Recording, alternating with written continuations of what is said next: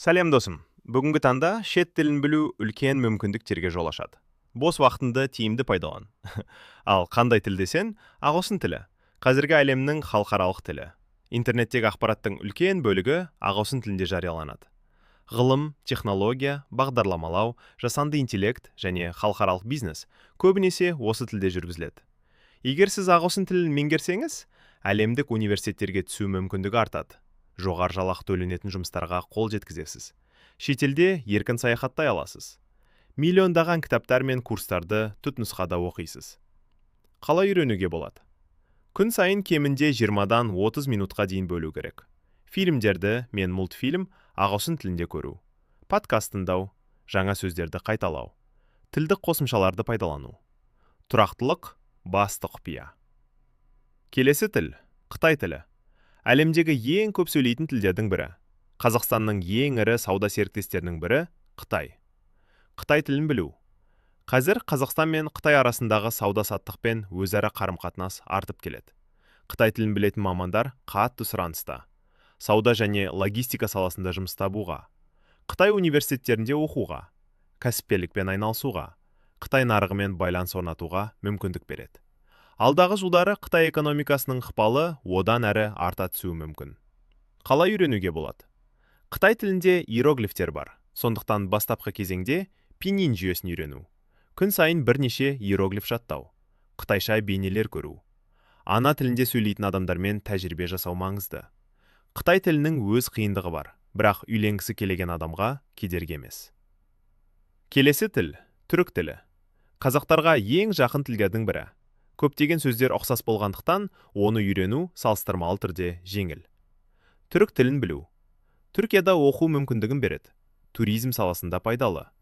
Түркі халықтармен байланыс орнатуға көмектеседі. Түркиядағы бизнес пен инвестиция мүмкіндіктерін ашады. Көптеген қазақ студенттері Түркияда білім алуда. Қалай үйренуге болады? Түрік сериалдарын көру. Түрік музыкасын тыңдау. Күнделікті сөйлемдерді жаттау. Түрік тілінде сөйлейтін достар табу. Түрік тілі ең басты артықшылығы оңай алфавиті. Келесі тіл неміс тілі. Еуропадағы ең маңызды тілдердің бірі. Германия экономикасы әлемдегі ең ірі экономикалардың қатарына кіреді. Сонымен қатар неміс тілінде Австрия мен Швейцарияда ресми тіл. Неміс тілін меңгеру. Еуропада білім алуға. Студент алмасу бойынша программалар қарастырылған. Инженерия және техника саласында жұмыс істеуге. Ғылыми зерттеулерге қатысуға. Халықаралық компанияларда қызмет етуге мүмкіндік береді. Көптеген неміс университеттері шетелдіктерге қолжетімді бағдарламалар ұсынады. Қалай үйренуге болады? Неміс тіліндегі қарапайым мәтіндер оқу. Сөздік қорды күн сайын көбейту. Неміс жаңалықтарын тыңдау. Тілдік курстарға қатысу. Қосымша қандай тілдер үйрену керек? Ол Корей. Оңтүстік Корея мен Қазақстан арасындағы сауда-саттық жақсы дамып жатыр. Араб тілі. Араб әлеміне жол бастар. Француз тілі. Франция мен көптеген Африка елдеріне кілт. Испан тілі.